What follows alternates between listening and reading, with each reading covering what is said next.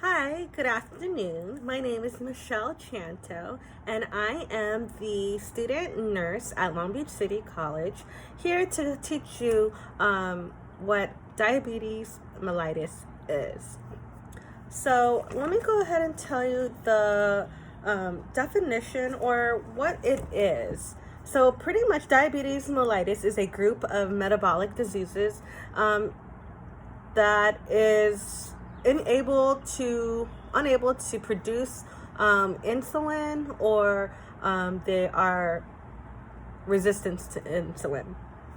So with that being said, let me go ahead and talk to you about the pathophysiology of diabetes mellitus. With that, in general, your body needs sugar to function. Your body needs energy to function. So in order to have energy, you need to have sugar. So with that being said, you need to eat foods, you need to have carbohydrates, you need all these vitamins, you need these minerals, and so you need all that so you can go ahead and get this energy.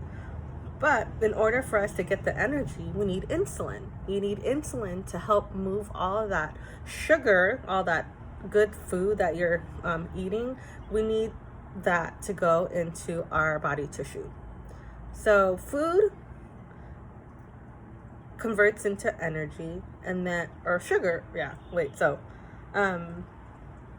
the food provides energy, but you need insulin to help with that food to go into the cell. Food is sugar. So with that, you need to go ahead and know what the pancreas does in this situation.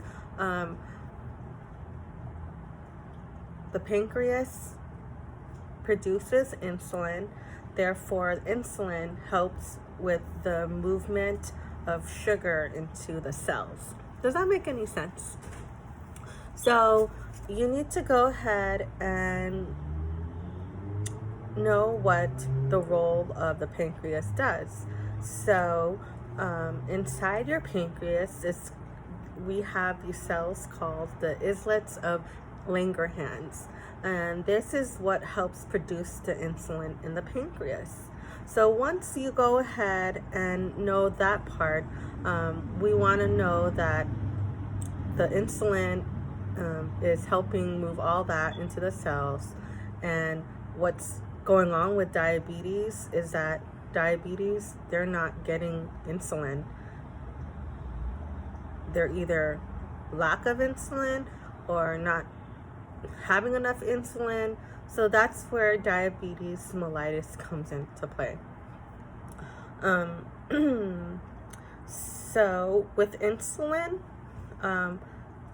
insulin has three roles. So number one, insulin helps, allows the glucose to be used as energy. Number two, insulin lowers the glucose levels down.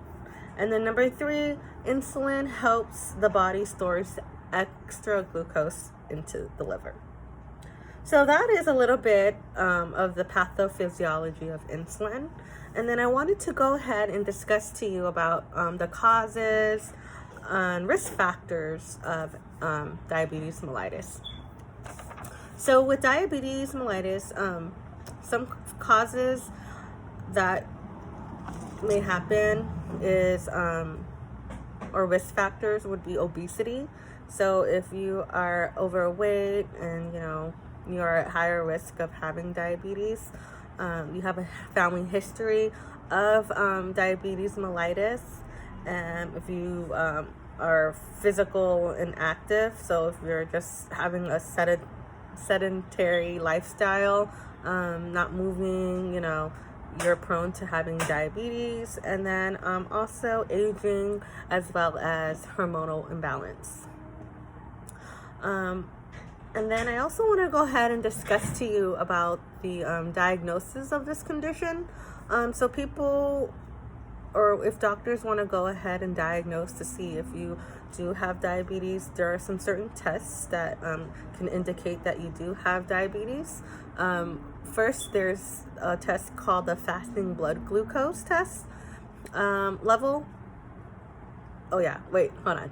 So we have the fasting blood glucose, which is we're gonna go ahead and tell the patient not to eat anything for about 8 hours, like right after midnight. We want to make sure that they're not eating anything. So when they come into the doctor's office, we're gonna go ahead and get a little sample of their blood, a little prick on the finger. We'll do that, and then it'll tell us a reading, a number that indicates whether it's high, low, or normal. So if a patient comes in and we did prick them and it's elevated, they will be considered diabetic. And so the normal range for the fasting blood glucose level would be from 70 to 110. So if they didn't eat anything, we went ahead and pricked their finger, we're gonna go ahead and see a number between 70 and 110, which means it's normal. And then if it's above 110 fasting, like say it's 130 mgs over deciliters, then they will be considered diabetic. Another diagnostic test that we can go ahead to diagnose is what do you call it?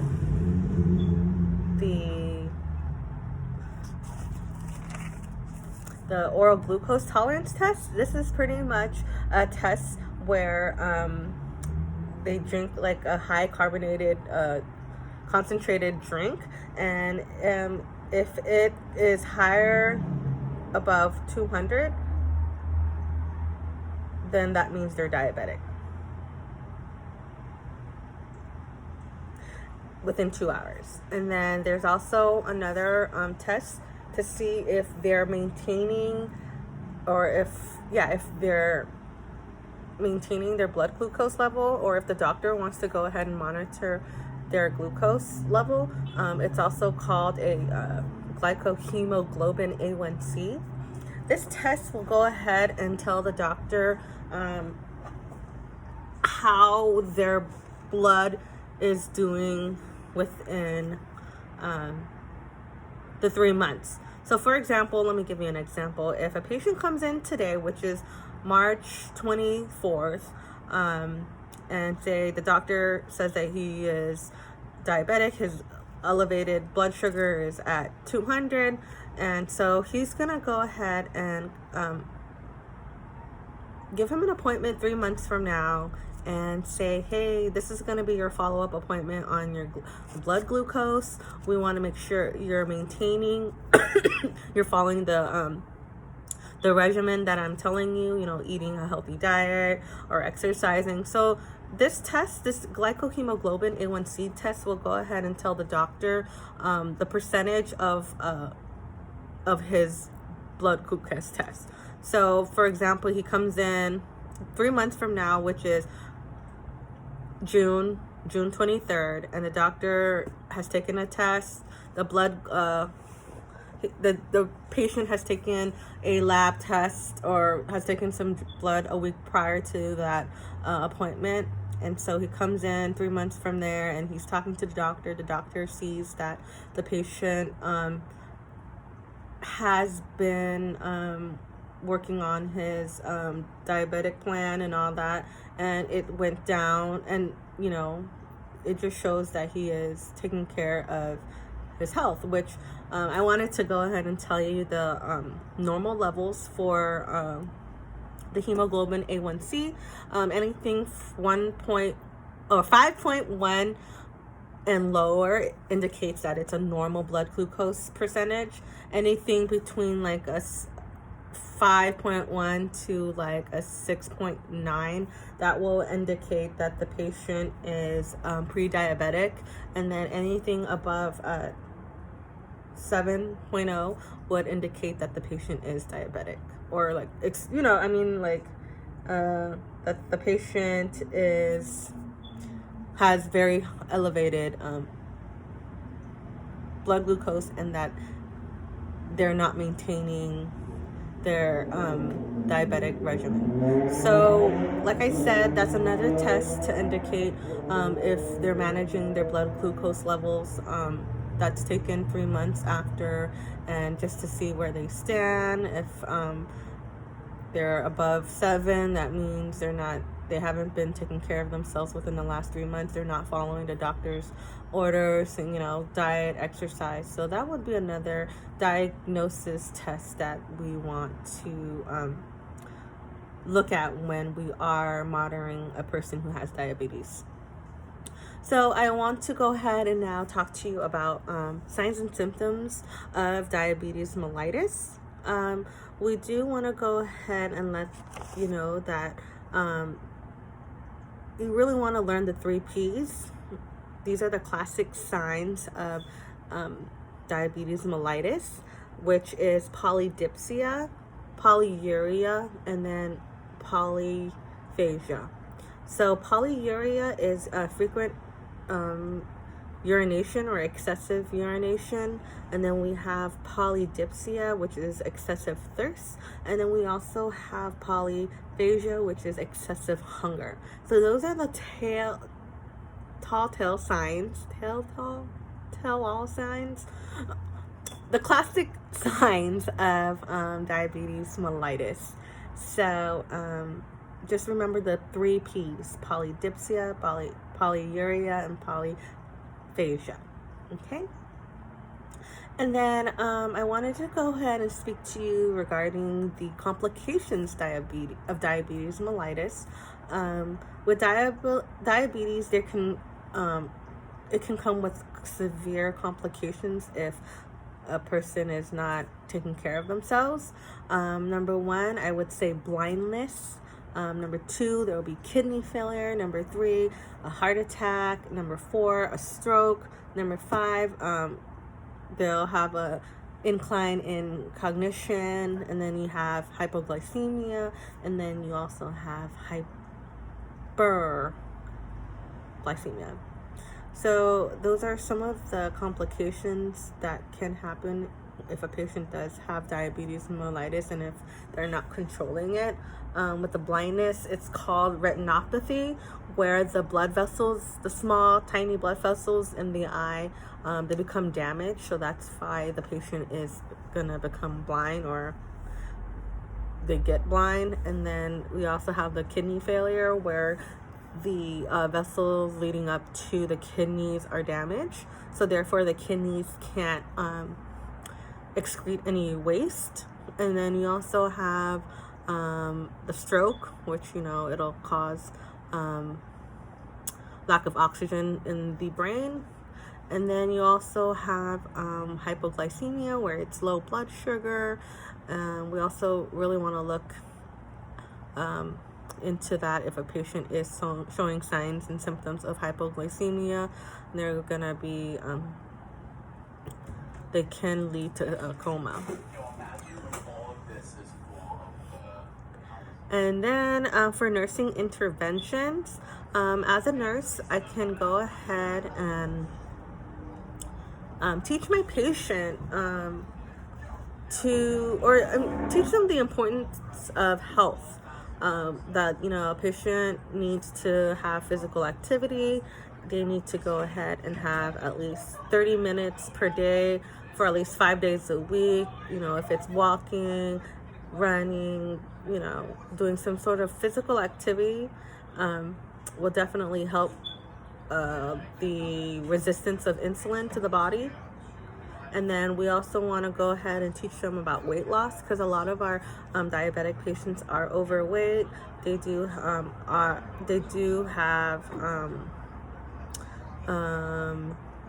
obesity problems, and so therefore we want to teach them to lose some weight.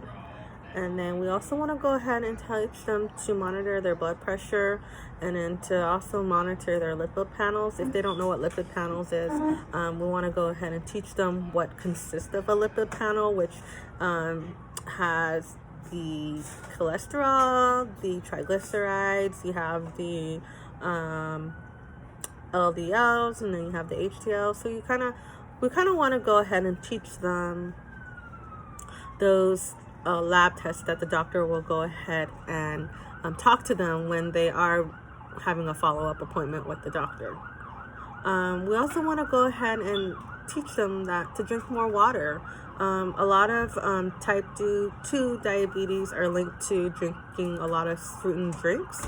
So we want to make sure to teach them to cut down on sodas, cut down on juices, cut down on energy drinks, and teach them to drink water, because there's excessive amounts of sugar in those sugary drinks, and that will cause the patient to have diabetes. And then I also wanted to go ahead and talk to you about some medical treatment that we can do for the patient who has diabetes. We can go ahead and teach them about insulin. We can go ahead and let them know that there are oral medications as well as injectable insulins. So medications for oral,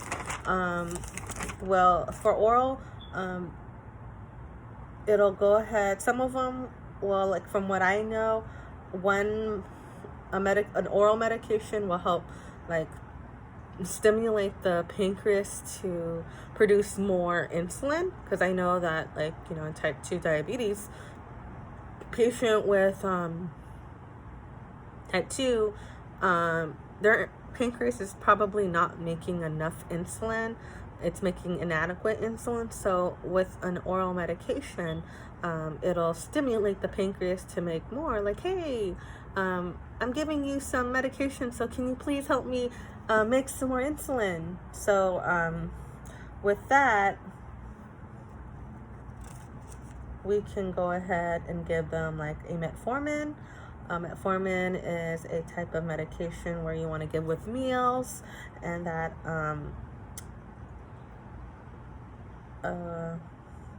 we just want to go ahead and let them know that to make sure they follow directions on taking it on time and not to stop it. And with insulin, the injection, there's 4 types of insulin. There's the, there's the short acting, the rapid acting, the intermediate, and then we also have the basal or the long acting. So we also want to kind of educate them depending on what medication they're on, or what type of dosage, or what kind of meds that the doctor has ordered for them. So you want to let them know about the onset, how fast it'll work for them, the peak, like how fast or like how strong it will work when it's at its peak, and then the duration, how long the medication will be in the body and work. So we also want to go ahead and teach them that.